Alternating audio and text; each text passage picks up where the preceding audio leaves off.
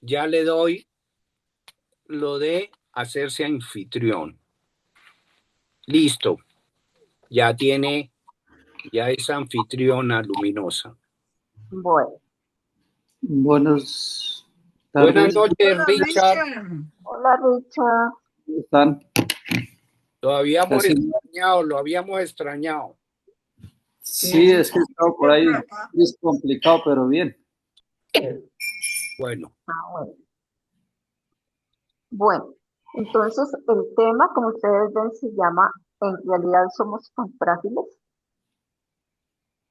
Y pues en esta sección, Corbera propone una mirada como holística, en la que la mente, las creencias, la biología están todas interconectadas, ¿cierto? Nuestra percepción del mundo, especialmente lo que es la salud y fragilidad, influye en nuestras emociones y en nuestras respuestas físicas. Eso ya lo hemos trabajado harto. Este texto sugiere que nuestra supuesta fragilidad no es una ley biológica que no se pueda cambiar, sino una interpretación que está influida por los programas mentales, por nuestras creencias sociales y condicionamientos culturales. Entonces, según esta visión, comprender que nuestra mente participa activamente en la configuración de nuestra realidad, pues nos va a permitir recuperar el control de nuestra biología y de nuestras experiencias. Entonces, en este capítulo se cumplen como tres funciones claves. Eh, Corbera cuestiona la narrativa cultural dominante de amenaza biológica, conecta el paradigma cuántico del observador con la medicina y rompe el marco tradicional para abrir la puerta a una reinterpretación de la enfermedad. Pues también refuerza el modelo de bioneuro. Entonces, él dice que la biología responde a la información está mediada por las creencias y las creencias se pueden cambiar. En el capítulo yo identifiqué unos puntos clave que seguramente ustedes también, que es el tema de fragilidad, lo que es el efecto placebo-nocebo, el observador y la sombra. Entonces, mmm,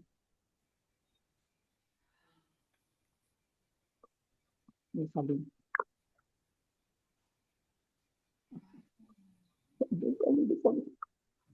Perdón.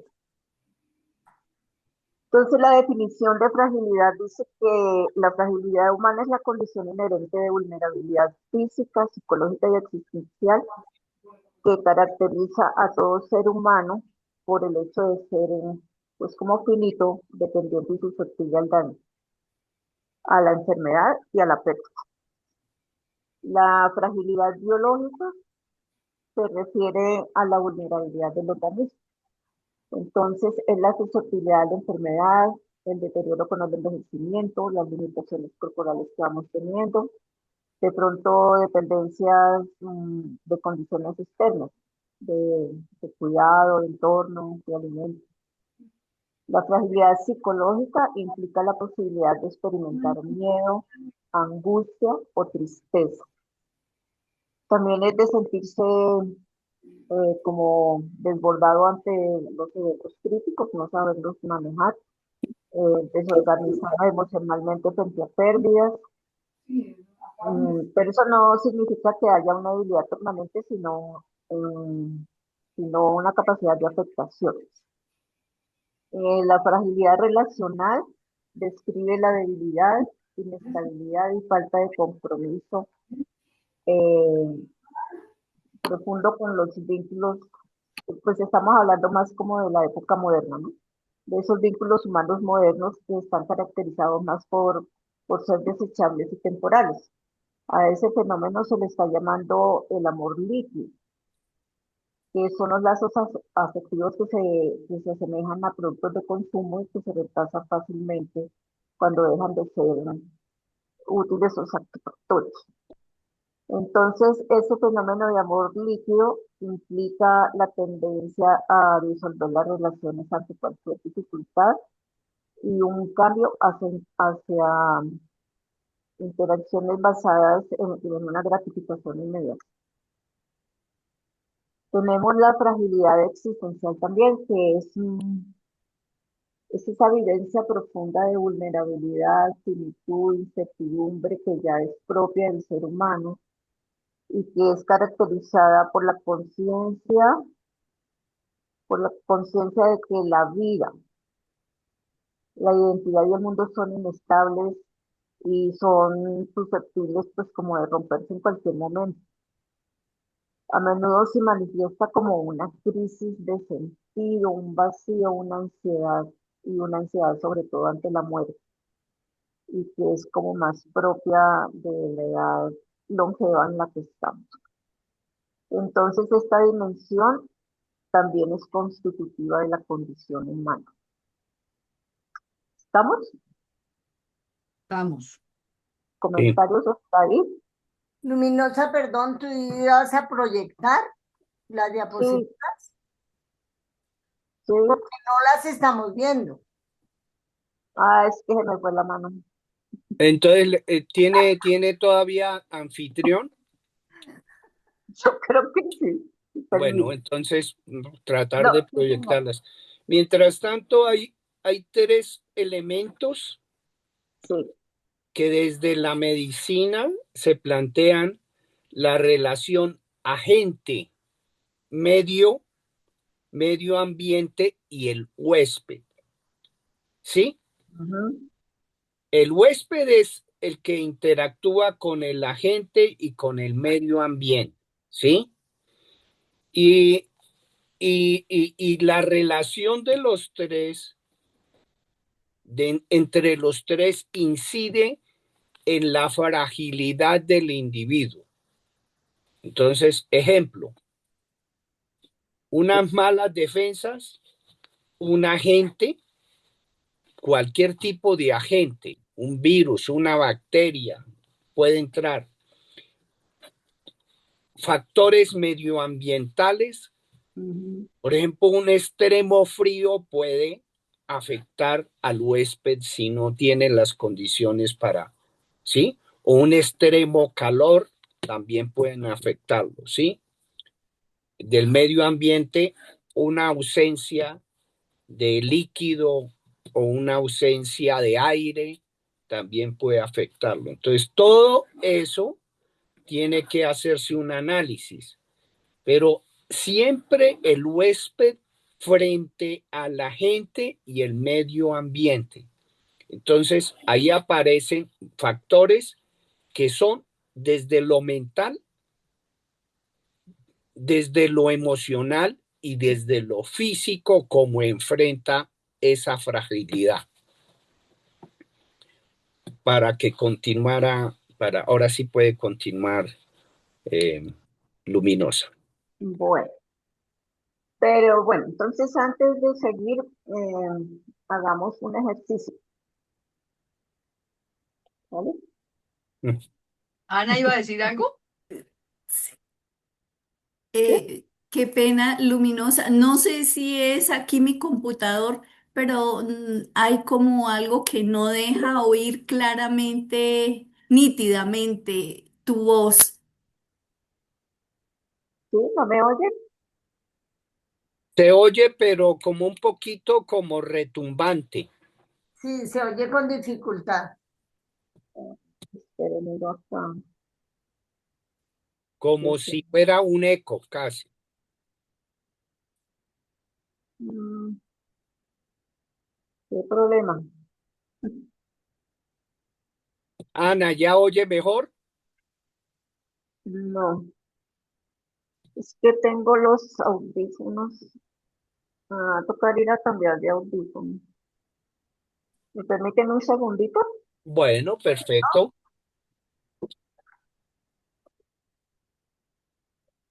Y nos dejaron aquí como una tarea, ¿no? Mi mapa de fragilidad. A ver. Ahí ya nos dejaron tarea, fragilidad física, emocional, relacional y existencial. Completen frases como, me siento más vulnerable cuando, me cuesta pedir ayuda en, me duele especialmente que, me asusta perder, me desorganizo emocionalmente cuando. Está chévere Ajá. ese cuadro, Hoy está chévere. Entonces muy, ya muy chévere. podemos ir haciendo el trabajo. Podemos ir haciendo la tarea.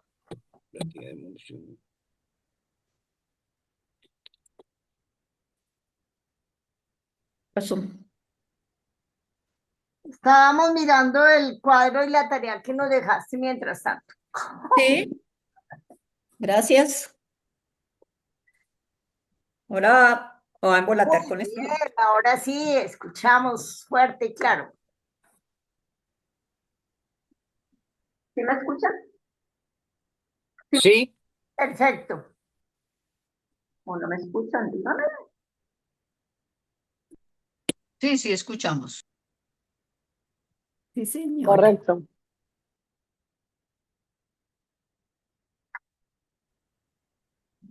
se fue otra vez la imagen. Ah, auriculares.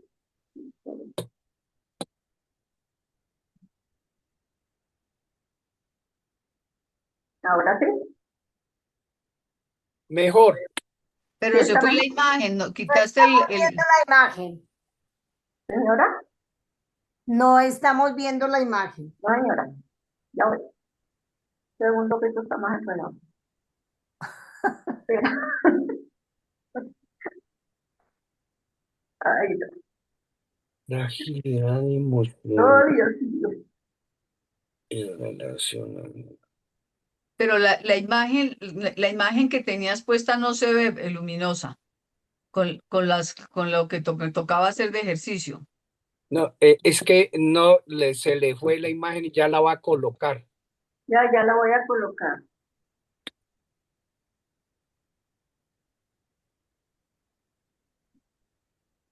Ahí está. Ya apareció.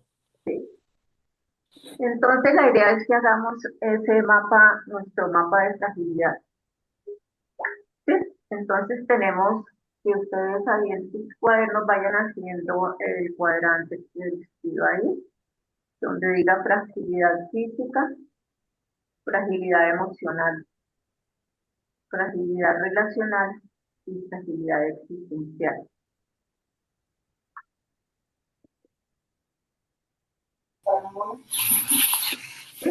¿Qué consiste la fragilidad relacional y la existencial?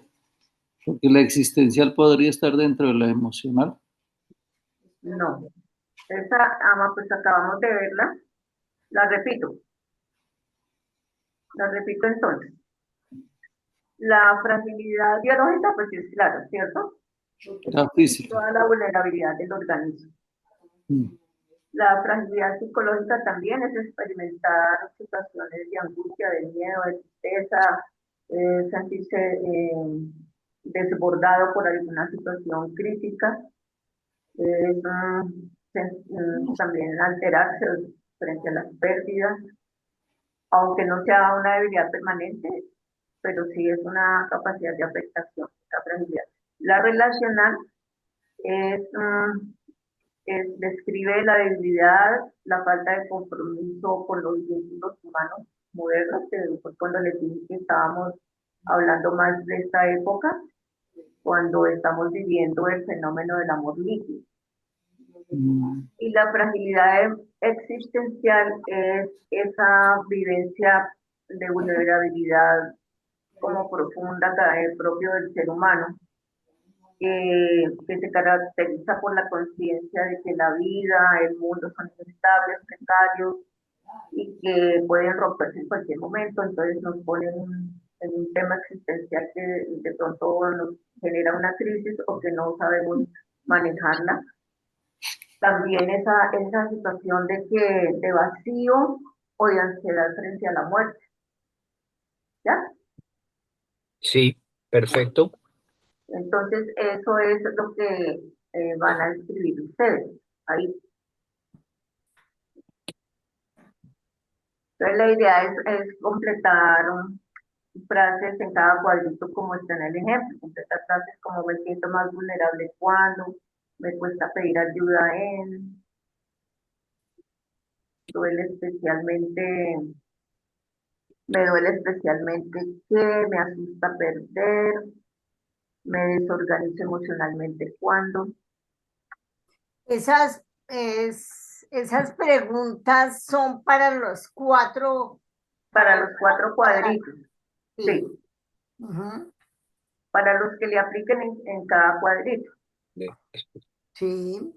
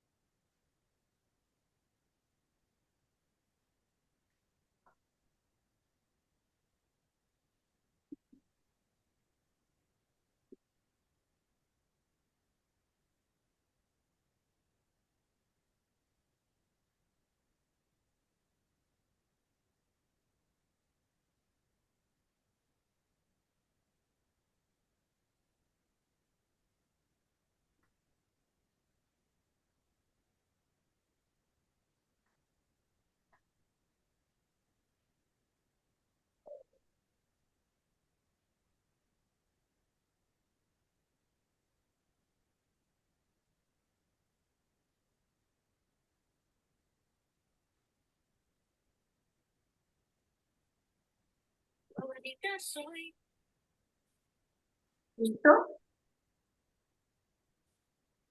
Listo. Listo. Bueno, entonces, ahorita vamos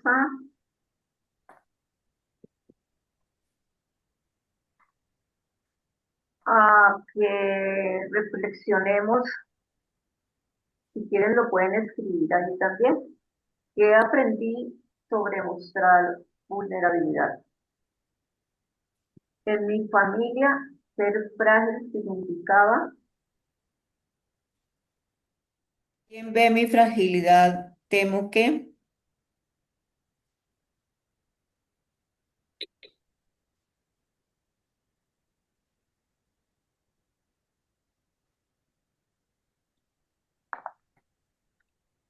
Ay, un momentico, que Sofía estaba pidiendo entrar. Me tocaba a mí. ¿Alguien está? quién estaba pidiendo entrar? Sofía, Ah, ya le dije que sí. ya. Sí. Gracias.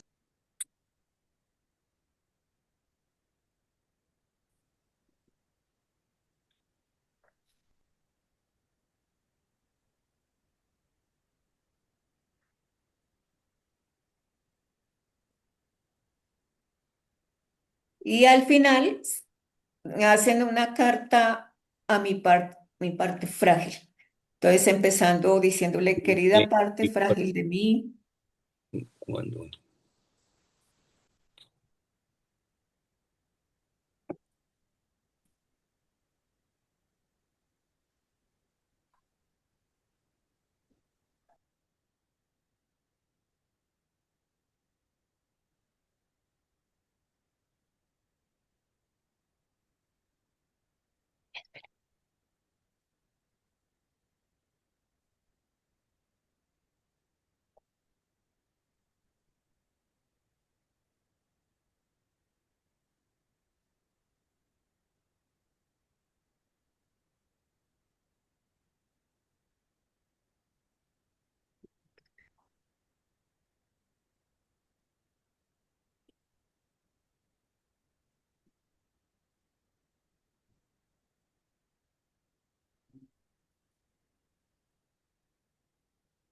que se me quedó el agua por allá, no sé a dónde.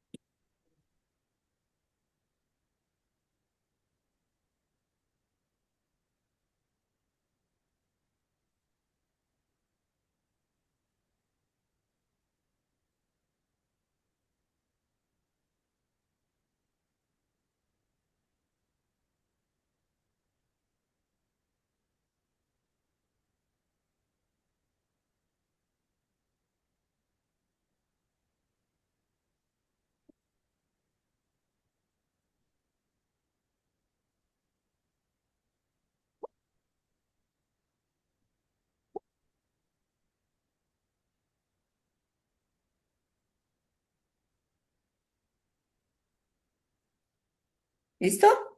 ¿Listo? Bueno, ¿alguien quiere compartir?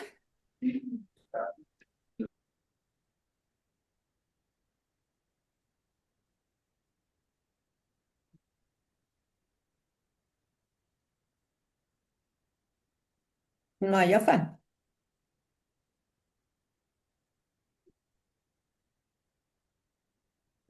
O si no quieren compartir, pues lo que escribieron, decir si el ejercicio fue útil, si les gustó.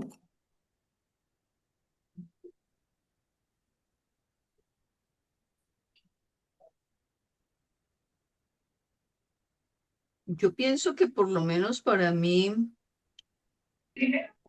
uno de los puntos más frágiles es aceptar mi fragilidad. Y de pronto, haciendo el ejercicio, me doy cuenta que realmente parte del tema es que me cuesta aceptar mi fragilidad, como que quisiera que no estuviera y no es tan fácil para mí verla como una parte que está allí, que es necesario acogerla, eh, como una parte de mí que básicamente pues, está allí para ayudarla a desarrollar, ¿no? Entonces, pienso que en la medida que no acepto mi fragilidad, pues más fricción genero dentro de mí, ¿no? Diría que es como lo que en este momento más me llama la atención, ¿no? Ujú. De lo que estoy viendo al hacer el ejercicio.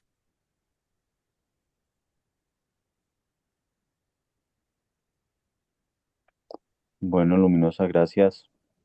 Yo creo que el ejercicio en lo personal me deja con un sabor similar al de Valiente. Y es que el tema de empezar a reconocer la vulnerabilidad personalmente me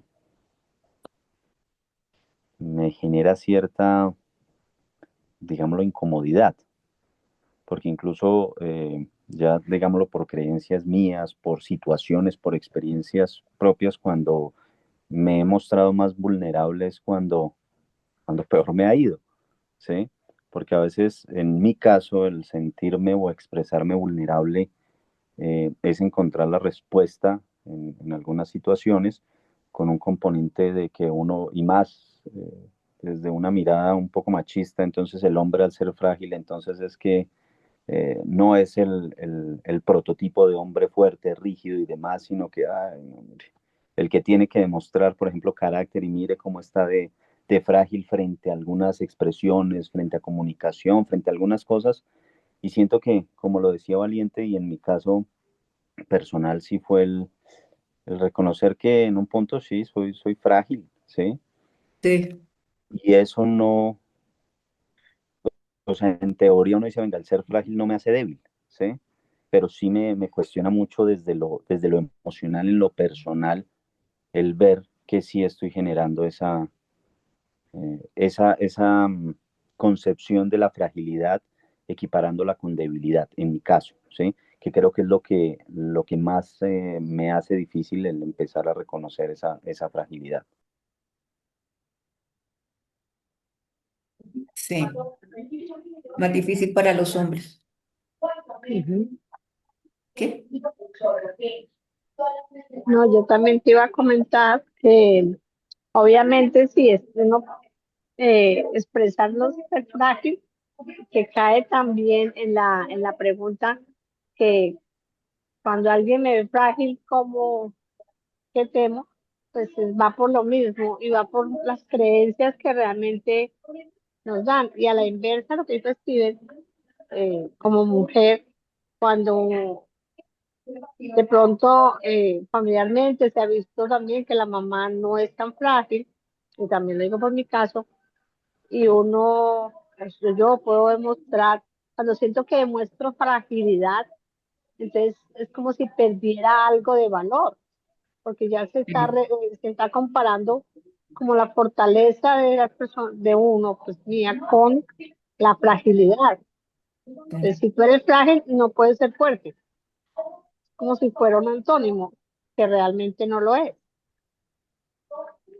Y me pareció muy interesante poderlas dividir, porque realmente cuando uno habla de la fragilidad física, pues de pronto cada uno tenemos cosas físicas que son, pues, biológicas, que son simplemente porque son, pero cuando ya habla uno un poquito de la fragilidad de emoción, entonces ya es entrar al ser realmente como tal y empieza uno a ver realmente qué tan vulnerable es, eh, y qué tan frágil son cosas que no las analiza o no las quiere ver. Entonces, uno aceptar las fragilidades o analizarlas es un muy interesante ejercicio. gracias. Vicky. Pues sí, cuando alguien lo ve a uno frágil, uno siente como que pierde, ¿no? Ante la otra persona, pierde como valor. Eso es lo que yo pienso. O, porque nunca me había detenido a pensar tampoco en esto. De pronto la fragilidad física sí, pero en alguna época la fragilidad existencial también le da a uno como durito. Pero es eso, porque sobre todo, en la época de nosotras, las mujeres tenemos que ser fuertes. No podemos bajar la guardia en ningún momento, ni mostrarnos frágiles ante la crianza, es lo que le enseñaban a uno. ¿Alguien más? Sí, yo sentía varias cosas en relación a la fragilidad, o sea, en lo personal, para mí definitivamente donde me siento muy vulnerable y es cuando yo me siento enferma y la enfermedad, no una enfermedad cualquiera, sino algo que me incapacite y que me haga perder mi autonomía de cuidado, especialmente. Eh, pues obviamente tengo que coincidir con Ikigai en que el tener una mamá que era un roble en todo sentido, pues capaz de todo, pues hace que uno tenga un ejemplo que tiene que seguir igual, ¿no? Es decir, para mí, si a mí me dijeran que realmente desde lo que yo percibo en mi familia, que era ser frágil, yo diría que hubiera sido tener poca capacidad para enfrentar la vida. Eso no era posible, no era posible, simplemente siento que el ejemplo, las situaciones presentes, eh, pues hicieron que obviamente yo comprendiera que eh, era necesario y era una condición sine qua non para mí de que la fragilidad no se podía mostrar porque la vulnerabilidad, eh, yo siento que temo que los demás se aprovechen de mí y crean que soy tonta, que no tengo capacidad. Entonces, pues como que mostrarla no es muy fácil para mí. A mí me cuesta mucho trabajo, especialmente si pierdo mi autonomía, especialmente si tengo que depender. Creo que es uno de los puntos que me cuesta más trabajo poder manejar al mostrar mi fragilidad, ¿no? Tener que depender de alguien, perder mi autonomía en este momento. Entonces, a veces cuando pienso cómo será la vejez, que no sé cuándo me va a llegar, entonces digo, ¿y qué pasará el día que realmente necesite mucho del otro? Ese es un cuestionamiento que me hago con frecuencia, porque pues no me gusta depender del otro. Pues ese es como un temor que uno tiene, ¿no? Sí. Tener que llegar a Por lo depender. menos lo tengo mucho. Yo sí, Sí, yo lo tengo. yo también lo tengo, pero no hay que pensar en eso. Cuando llegue se soluciona. Sí, claro. No hay que anticiparte como las expectativas, pero de todas maneras, ahí es cuando yo en mi momento pienso que uno más joven tiene que organizar precisamente su tiempo posterior cuando está mayor, que fue un error mío, para no estar en estado de vulnerabilidad, ¿no? Esa es la Pero eso enseñanza. igual, Anticiparse a esa situación, No, no es prepararse. es como planificar. para un futuro mejor. Yo creería que hay que hacer una... Stephen iba a hablar, Stephen iba a hablar. Gracias, valiente. Es que yo vería que con respecto al planteamiento de Tara, yo siento que no es anticiparse uno al futuro, ¿no? Sino es desde ese postulado que estamos mirando desde ser observadores, porque a mí me pasa algo muy similar a Tara, y no es hacia el futuro, sino hacia el presente, ¿sí? Y eso me ha costado a mí muchas veces mis relaciones, ya sea con amigos, con pareja, porque nomás el depender no lo veo hacia el futuro cuando uno ya esté mayor, sino hay veces en donde uno por ciertas circunstancias depende del otro, ¿sí? La ¿Qué postura, por emocional. ejemplo, yo en lo personal tomo cuando tengo que depender de alguien más? ¿Sí? cómo yo reacciono o cómo yo lo tomo. En mi caso, a mí me incomoda muchísimo cuando tengo que depender de alguien y más porque a veces eso me hace sentir tan vulnerable que lo que hago es tomar otra postura más como de, digámoslo, a la defensiva, ¿sí? Pero caso contrario, si otra persona tuviese que depender de mí, ahí sí estoy dispuesto a hacerlo, pero no estoy dispuesto a recibir esa, no sé cómo decirlo, Ayuda. esa ayuda, gracias mío, ¿sí? Entonces yo veía eso y yo decía, venga, no es solo como de pronto decían que es que Tara de pronto se anticipa y que lo vamos a vivir cuando llegue esa situación, sino desde este momento yo la escuchaba a ella y yo decía, a mí me pasa lo mismo, y no pensando en ese futuro, sino en el ahora, o incluso analizando las situaciones que yo he vivido y las reacciones que he tenido frente a esa misma, como decía Niego, cuando requiero esa ayuda porque me hace sentir frágil y sobre todo dependiente de alguien más. Entonces me parece que es interesante eso que manifestaba Tara frente a ese ejercicio, o sea, venga, cómo yo he reaccionado frente a eso y hoy me doy cuenta que el tema de la fragilidad me ha costado a mí muchas relaciones de diferentes tipos. Ahora, Gracias. en relación con lo que decían de que pues anticiparse es planear, yo creo que también ahí hay que hacer una diferencia, ¿no? O sea, vivir en el presente no quiere decir improvisar la vida, que Mm, también creo que es algo de lo que está planteando Tara. O sea, vivir en el presente es que en este presente yo puedo proyectar mi vida hacia adelante y en este presente, sabiendo que lo único que existe es este presente y que en este presente construyo mi futuro, puedo planear cosas para hacerme, por ejemplo, una adultez mayor, más tranquila, ¿sí? ujú. Entonces, la anticipación yo la leo como esa rumiadera mental donde uno piensa y qué tal qué, y qué tal qué, pero no hace. Lo otro creo que es una planificación que además es utilizar el presente para transformar y construir el futuro, porque el presente es el único lugar donde uno puede vivir el presente, sí, pero construir el futuro también, ¿sí?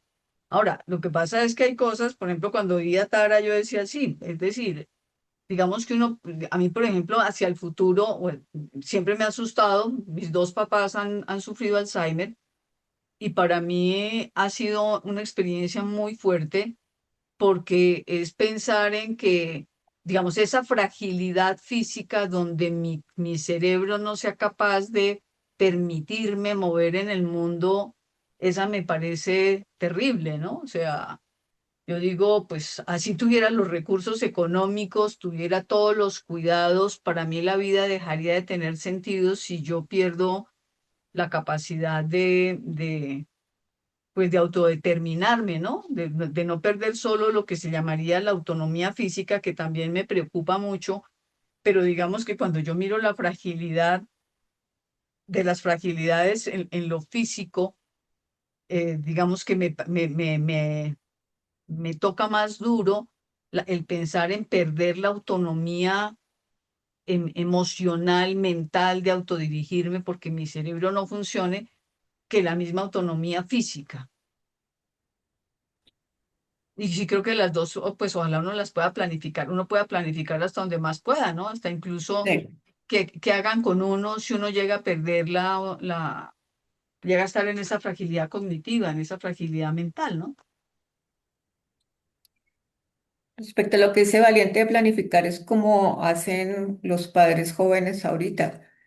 A hoy comienzan a planificar el, el estudio de sus hijos, ¿sí? Entonces, hay esos planes de ahorro para cuando llegue el momento de la universidad o del colegio, que son bastante costosos. Eso se hace en este momento para que se pueda, pues, no estar en angustias cuando llegue el Ujú. momento. Lo mismo creo que es la referencia de Tara, haber planificado en ese aspecto para en el momento de la longevidad.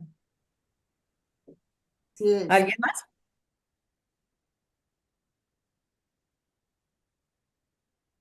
Bueno. A mí perdona, agrego una última cosa, a mí me llama la atención, mientras hacíamos el ejercicio yo pensaba en últimas, cuando, cuando tengo yo tengo que reconocer mi vulnerabilidad, es como si de alguna manera todavía tuviera una cosa primaria, ¿no? Que es la misma vulnerabilidad de los animales, que si se muestran frágiles, el depredador se los devora.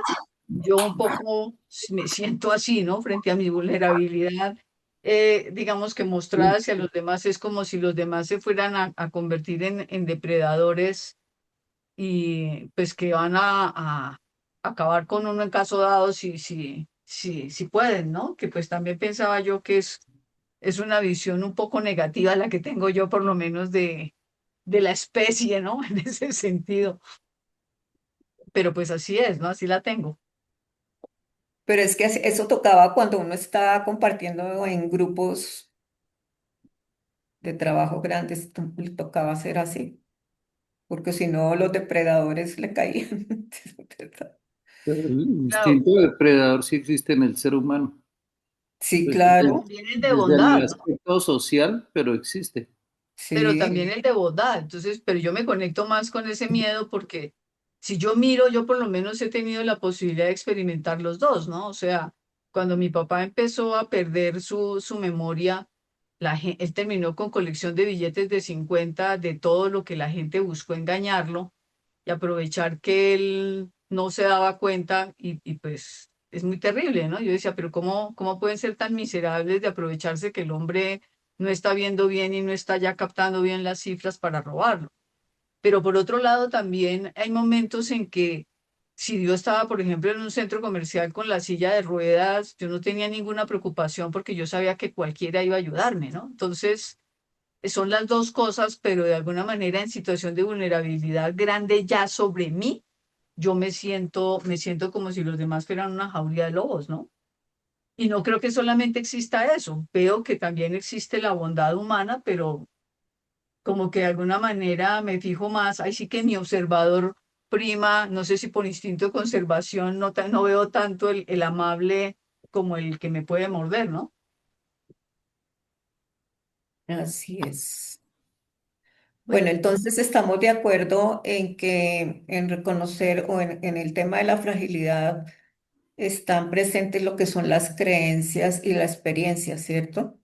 ujú. Es como la conclusión ahí. También cómo asumir las situaciones de Y, lo, Ujú. de y lo que yo se pongo va, de digamos, más, yo, por ejemplo, tengo el problema que para mí sí también es crítico, pienso como en la enfermedad y sobre todo que después de ciertos años pues empieza uno como a preocuparse un poco más en ese aspecto. Para mí es una crisis cuando voy a una consulta médica y me manda unos exámenes preventivos, entonces empiezo a pensar qué más voy, con qué más me va a salir ese bendito examen. Ahorita tuve hasta una resonancia magnética y eso el problema es que como a veces siempre he sido creativo el trabajo, pero entonces también tengo el problema que soy creativo para imaginarme pendejadas. Entonces yo llegué estresado a ese examen y después me salió que no tenía nada. Pero el mismo médico me ordenó ese examen viendo como mis dudas. Entonces yo como que le transmití al médico ese La exceso calidad del examen. de problemas. Entonces, inclusive he estado en unas sesiones de meditación, hipnosis, para para manejar un poco ese miedo. Estuve Mm. hasta inclusive con la hija de Sofía, ella me ayudó un poco como a manejar ese estrés, porque sí me pasa mucho eso que una crisis o me piden un examen y ya empiezo yo a imaginarme qué más puedo Que se tener. va a morir. Sí, ese es uno de los miedos. El otro sí es que pongamos, dejé un tiempo de hacer un poco de ejercicio y cuando fui a intentarlo el cuerpo ya no me respondió, entonces me tocó con como decir, volver a tomar una rampa de ascenso, pero más lento porque me iba lastimando un músculo por hacer lo que venía haciendo hacía unos meses. Ese es porque uno no quiere perder nada a veces, entonces uno como que le falta es uno aceptar lo que uno tiene y como que es ser más juicioso e inteligente en analizar lo mismo que observarse a uno mismo. Eso, esa es la palabra. Bueno, Yo quiero opinar algo. sí, señor. Yo creo que la fragilidad tiene que ver es con el enfoque de la vida que uno tenga. Hay dos conceptos que tenemos que tener claro. O vivimos en el temor o vivimos en el amor. Y ahí aparece todas las fragilidades. La fragilidad no quiere decir la realidad. Uno puede tener una enfermedad y no ser frágil ante la enfermedad. Una situación económica y no ser frágil, porque hay gente que ha tenido 4 o 5 quiebras económicas y cuando están en la quiebra son mucho más fuertes y más resilientes. ¿Por qué? Porque tienen fe en sí mismos. Y yo creo que si no empezamos a deslindar ese temor que siempre nos han inculcado a partir de la religión, a partir de la familia, a partir de la sociedad, realmente cada día seremos más frágiles en todo, en lo físico, emocional, relacional y existencial.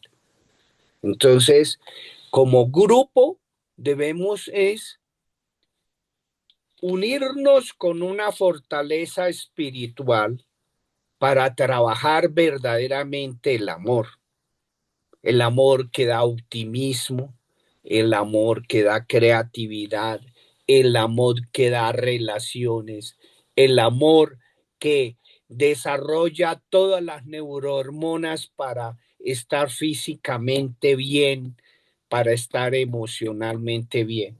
Pero si estamos pensando en el temor, entonces, como dice el cuento, cerremos y dejemos que la cosa nos atropelle, la vida, nos atropelle la vida. Porque lo único que tenemos en este momento es el aquí y el ahora. Entonces, ¿qué quiere decir eso? ¿Cuál es mi realidad? Uno tiene que ser objetivo. Y ya sabiendo mi realidad, ¿cómo planifico mi realidad hacia adelante para tener un bienestar físico, emocional, relacional y existencial? No hay más. Uno no puede mirar para atrás. Lo único que puede mirar hacia atrás es perdón, perdonarse por lo que no hizo. Y hacia adelante, tener una ilusión, ¿sí? Y aquí en el presente, vivir intensamente el presente y partir del presente planificando hacia el futuro. La ilusión tiene que ver con una realidad. ¿Qué voy a hacer a partir de hoy hacia adelante para tener un mejor futuro y alcanzar hasta donde pueda alcanzarlo? No hay más. Y tener fe, rodearse de gente que sea amorosa, tener un buen círculo de relaciones, tener una conexión con la familia, ¿sí? Con los vecinos, en buenas relaciones. Yo creo que es lo único que nos queda, porque si no, la vida se vuelve catastrófica. Es la opinión que yo tengo sobre esta situación. La fragilidad. Yo tengo fragilidad también. No la niego y tengo mis cuestiones, pero lo único que me puede servir es cuál es la causa de mi fragilidad ¿Cuál es la creencia que me lleva a tener esa fragilidad? Y Mm. hacer conciencia para cambiar esa creencia y poner una creencia que me empodere en la vida hacia adelante, en las 4 cosas, en lo físico, emocional, relacional y existencial. Muchas gracias. Gracias a usted. Tara iba a Gracias, decir algo. señora. Tara iba a decir algo hace un ratico. Tara. Sí, estaba diciendo cuando tú, Luminosa, dices que se debe especialmente a las creencias, ¿y qué más dijiste? A las experiencias. A las experiencias. Eh, yo pienso que tiene también que ver mucho como con el modelo que tuvimos. Como ese modelo, pues de pronto eso está dentro de las experiencias, ¿no? Pero con ese modelo que aprendimos seguramente desde niños, pues que nos ha tocado trabajarlo a través del tiempo para poderlo modificar, trascender y crear nuestro propio estilo. Pero creo que eso también tiene mucho que ver con, con nuestra aceptación de la fragilidad o de nuestra vulnerabilidad, ¿no? Sí, Bien. bueno.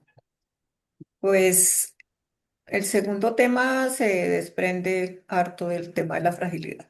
Entramos al segundo tema que es el efecto placebo-nocebo. Entonces, Corbera desafía la creencia común de que nosotros los seres humanos somos inherentemente frágiles ante los virus o bacterias.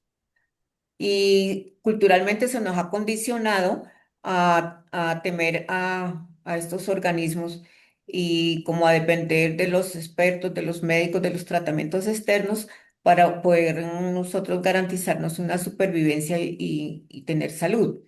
Entonces, esa programación que hemos tenido limita nuestra percepción de autonomía y de pronto pues es el poder individual.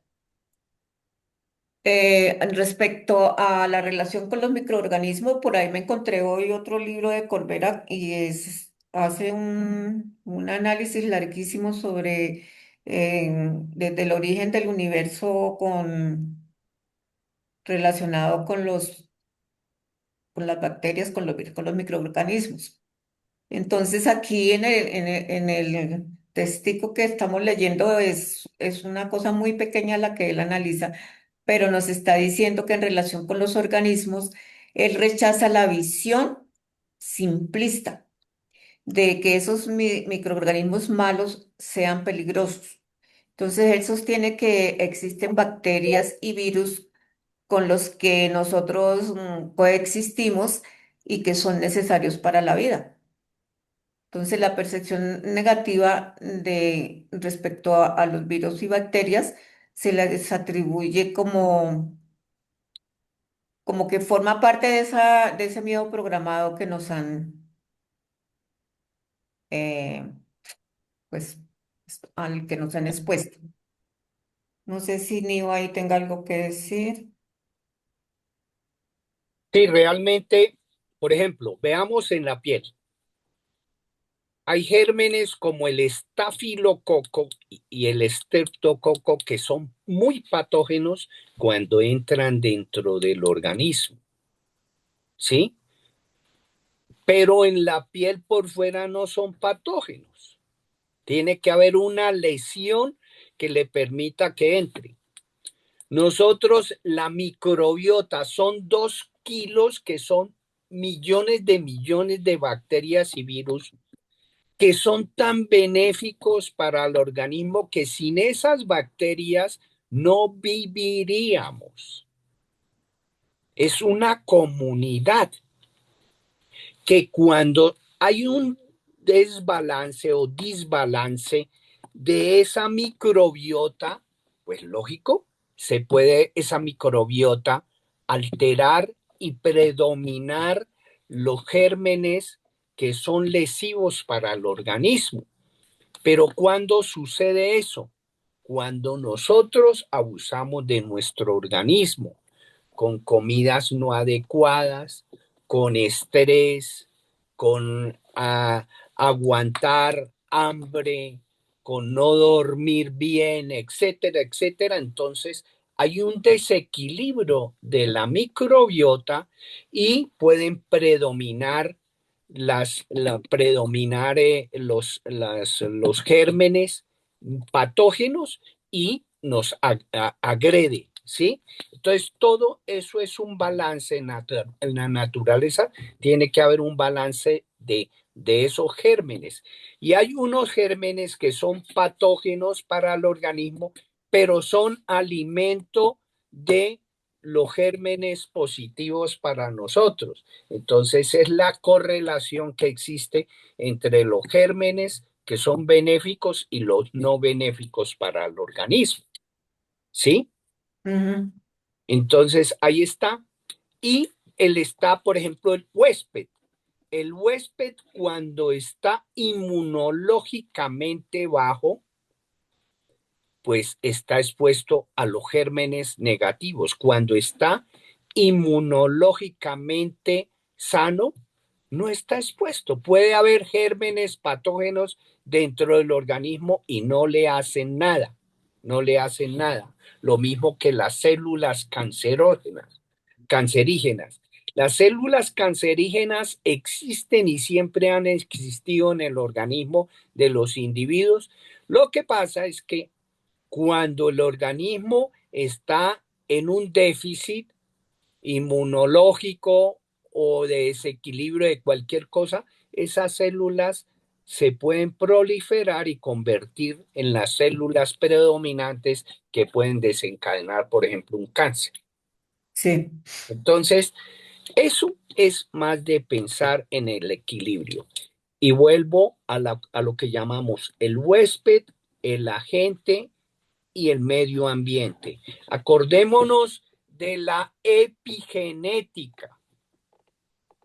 La epigenética es el medio ambiente sobre el individuo, pero ese medio ambiente tiene que ver con todo lo que uno piensa, con todo lo que uno siente y con todo lo que uno hace. ¿Por qué hay personas que se enferman tanto? Vayámonos a ver qué es lo que están pensando y qué es lo que Sí. están sintiendo, ¿sí? ¿Por qué a ciertas personas les dan enfermedades y a otras no? No es solo lo genético, porque lo genético puede contribuir. Pongámosle un 50% lo genético y lo medioambiental está entre un 50 y un 70%. Entonces, lo genético uno lo puede controlar con lo medioambiental. Uno puede inhibir lo genético, que haya una predisposición, por ejemplo, al cáncer o a las infecciones. Pues habrán enfermedades raras que tienden a que el individuo se enferme de X cosa. Pues esas enfermedades raras hay que diagnosticarlas y saber cómo manejar esas situaciones. Si eso sería. Gracias, mío.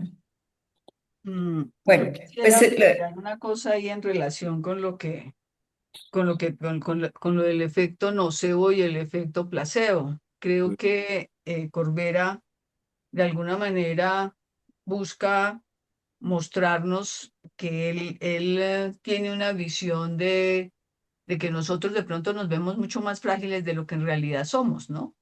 Y utiliza el efecto nocebo como de cómo con él, si nosotros nos comemos ese efecto, terminamos teniendo hasta patologías que no tenemos, pero también como con el efecto placebo, si uno puede incluso curarse hasta de las cosas más increíbles y cómo está en la posibilidad del humano incluso curarse instantáneamente, hacer esas devoluciones de enfermedad muy rápidamente, ¿no? O sea, cómo, digamos, en últimas, para mí, como él lo plantea, es la creencia, él le pone mucho peso a la creencia, ¿no? Cómo la creencia afecta a la fisiología. Sí, nosotros la microbiota la tenemos, pero la microbiota es dinámica porque la microbiota está afectada también por todas nuestras emociones. Entonces nosotros podemos mantener sana nuestra microbiota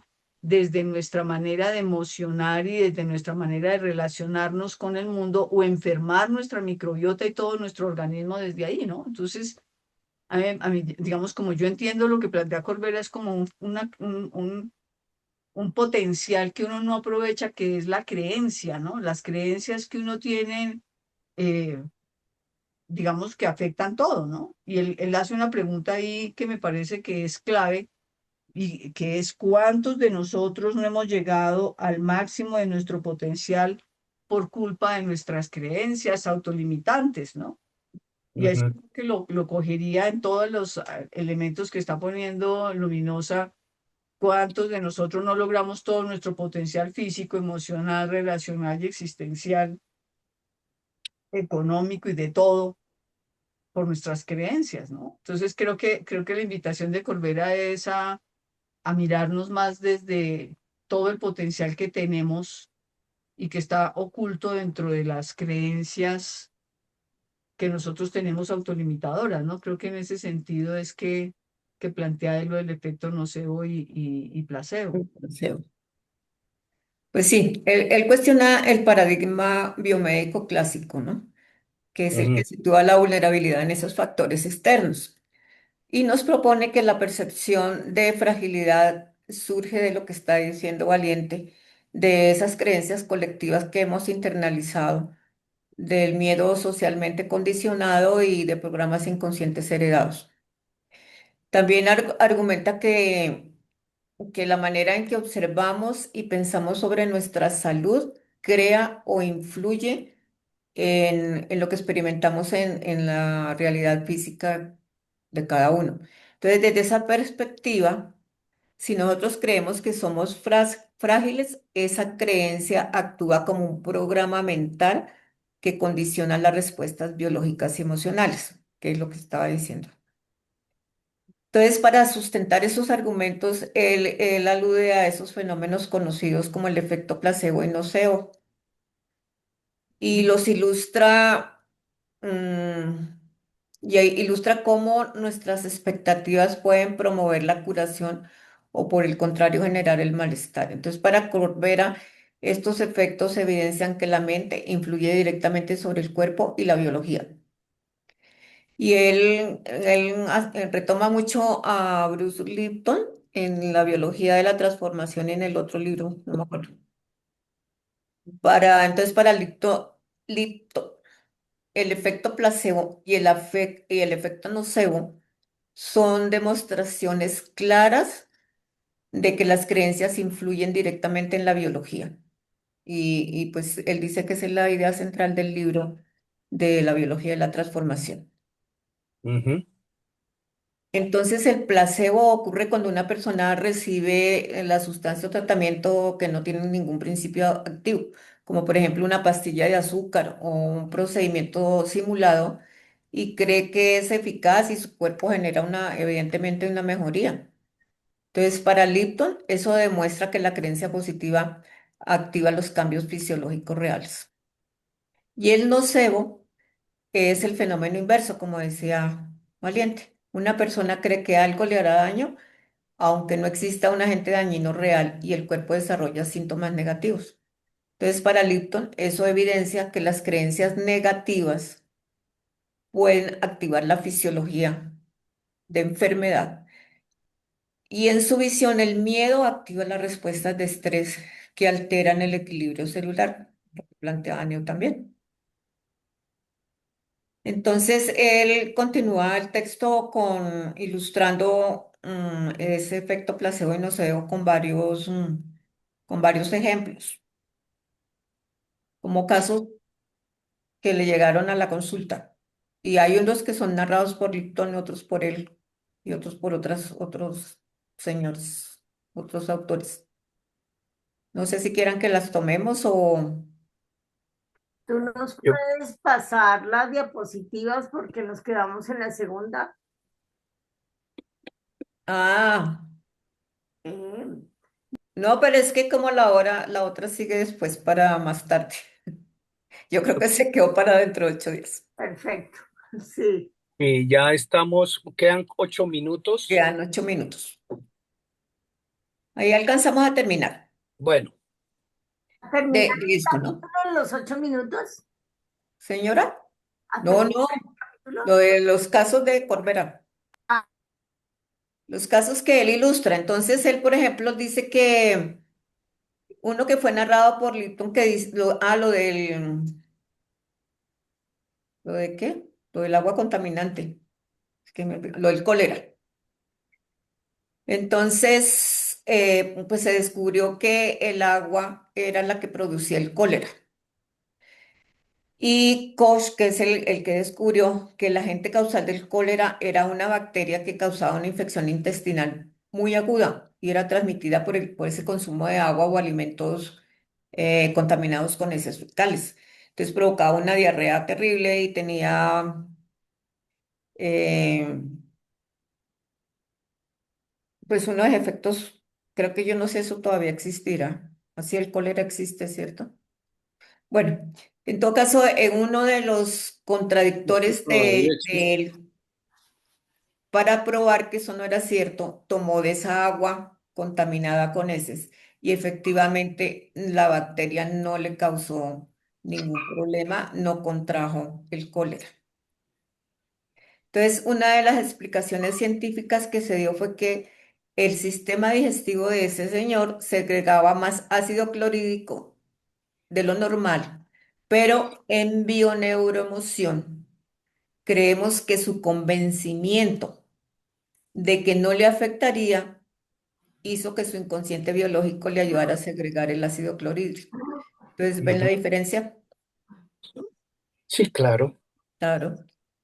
También él expone el caso de una hermana de él, de Eva, que era anoréxica y que falleció de tuberculosis. Entonces, los médicos le advirtieron a toda la familia pues que se iban a contaminar y qué terrible, toda la familia se iba a enfermar, pero no pasó. Y que no le pasó ni siquiera a él, que era el que le recogía los esputos. Entonces, eso también es otra. Él pasa a tocar el tema de la remisión espontánea contando que una enfermera paciente suya que recibió diagnóstico de cáncer va a que la desprograme. Y efectivamente, pues él le hace el tratamiento y la desprograma y la remisión espontánea em, fue atribuida por su médico tratante como un milagro. Fue un milagro de la Virgen, le ha dicho que fue un milagro de la Virgen María, porque generalmente los médicos tratantes pues no creen en que eso pueda suceder y creen que si no es ellos mismos los que han dado ese diagnóstico, pues creen que ha sido su colega que ha dado un diagnóstico equivocado. La- Entonces, pues eso también. Y para el efecto nocebo, él narra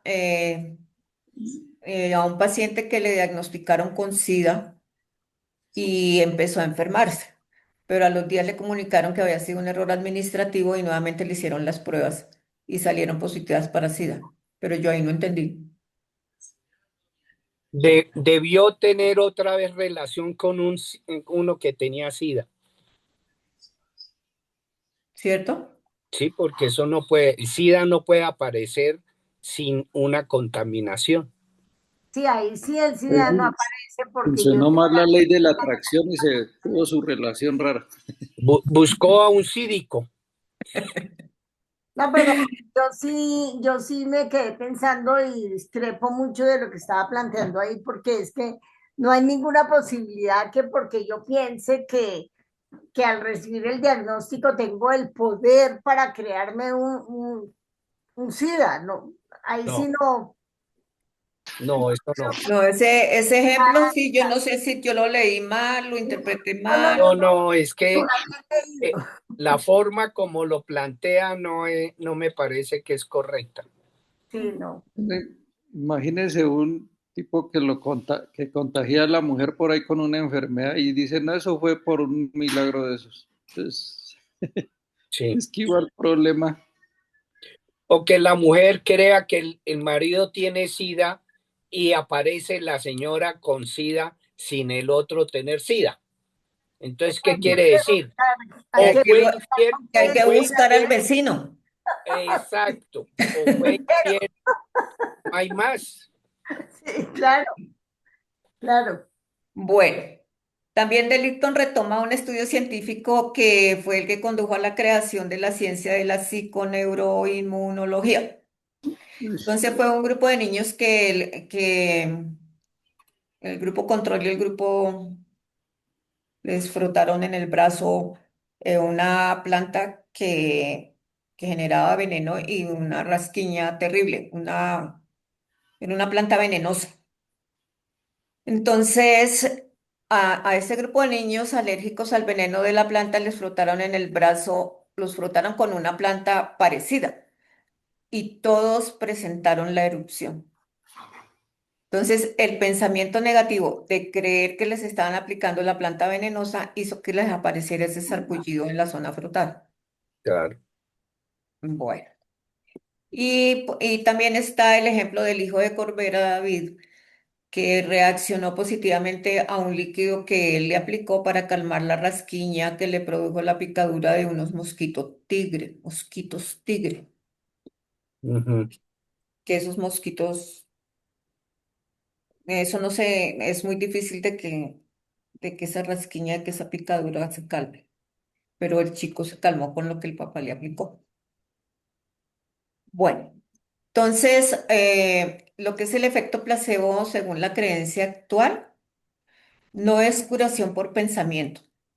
Hoy se entiende como un fenómeno neurobiológico medible, no como algo imaginario. Y el nocebo, según la ciencia actual, está muy bien documentado. Lo activan advertencias médicas mal formuladas, experiencias previas negativas, y puede ser también una información alarmista o una ansiedad anticipatoria como la de Richard. Hasta ahí, lo que es el efecto placebo y nocebo.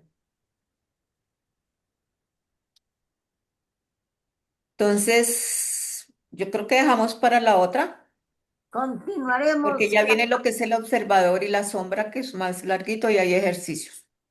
Perfecto. Perfecto. Entonces le dejamos para la otra. Estamos a las 8 en punto. Gracias por la puntualidad. Entonces, una feliz noche y nos vemos para continuar. Y después de terminar Luminosa, iniciamos el otro capítulo. ¿Quién inicia? Creo que ¿Quién? está. Tara, creo. Bueno, perfecto. Pero ¿alcanzas para la próxima vez, Luminosa, o no? O Sí, sí, se sea, tú alcanza. terminas y tengo que seguir yo la próxima vez. De pronto sí, Listo. O sea, toca que esté lista. Oh. sí. Disculpa, ¿cómo se llama el capítulo de Tara? Mi capítulo se llama, espérate, digo, En realidad, ¿de dónde viene la información? en realidad, ¿de dónde venimos? Sí. No, ¿de dónde viene la información? La La información, perdón. información. ¿Quién más tiene el siguiente capítulo? ¿Quién lo tiene después de Tara? Nadie, creo que nadie se ha programado. Porque de una vez vamos programando los otros capítulos para no tener sorpresas. ¿Sí? Sí. Yo tengo un cuadrito acá. Muestre a ver. Después continúa el capítulo de la teoría de la evolución, Darwin, bueno, ese señor y Lamarck. ¿Y quién? Y Lamarck, si quiere, yo cojo ese capítulo. Listo. Yo cojo ese capítulo. Y el siguiente, ¿cuál es? El cerebro emocional y el cerebro cognitivo. Ay, ese está más bonito. Se puede Aquí, cambiar. regalo este capítulo. La Yo Bueno, teoría cojo de el la cerebro evolución. emocional y el cerebro cognitivo. A ver quién quiere. Esa teoría de la evolución es chévere. ¿Quién quiere coger esa teoría de la evolución? ¿Nadie? Eso es bonito también. Sofía, Sofía, Ah, Sofía, les agradezco, pero no. ¿cómo? Les agradezco, pero no, me les voy a escapar como 3 martes. Ah, bueno. Entonces, después de que regrese, Bueno. ya comienzo a hacer las tareas, ¿sí? Bueno, entonces yo tomo la teoría de la evolución por ahora para no dejar la siguiente a la expectativa y después alguien tomará el cerebro emocional y el cerebro cognitivo. ¿no puede ¿Listo? tomarlo todo? No, porque Si le queda pesado. el que abarca mucho poco aprieta. Aprieta. Bueno, ¿listos? Bueno, Listos. Muchas gracias. bueno, Muchísimas Gusto. gracias, feliz feliz noche para noche. todos, nos vemos Luminosa, en Ay, me otro excelente. toca a día. mí Gracias. de anfitriona Muchas salirme, ¿no? gracias. Gracias, Bueno, luminosa. Déjate no, grabar. aquí puedo yo salirme. Ah, bueno, Listo. sí, señor. Gracias. Chao, Bueno, chao. a ustedes, Bueno, Muchas pues gracias. Chao, Feliz noche. gracias. Dios. Ay, Dios.